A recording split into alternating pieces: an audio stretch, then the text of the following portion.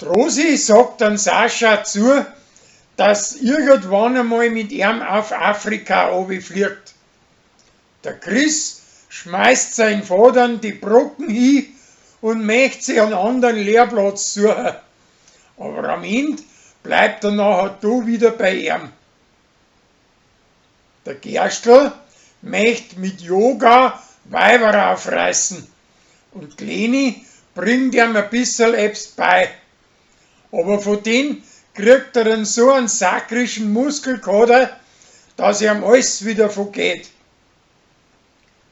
Der Philipp und sein Gspusi möchten miteinander Schluss machen, weil in einer Liebschaft zu viel gesirselt wird.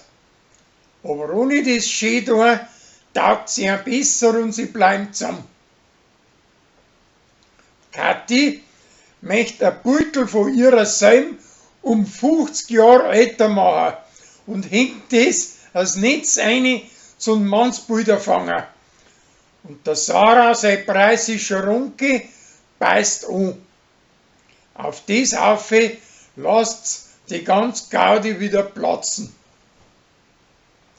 Der Korbi verspricht seiner Mutter, dass er die Stuben aufräumt und sauber macht.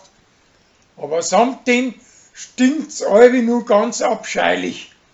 Bis er schließlich draufkommt, dass das ein Käse ist, der wo unter den Kasten reingekullert ist.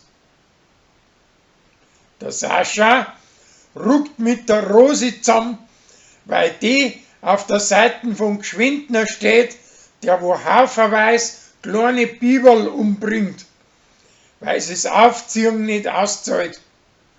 Schließlich möchten sie nachher miteinander erreichen, dass andere Bauern die Biberl aufziehen und dafür teurer werden.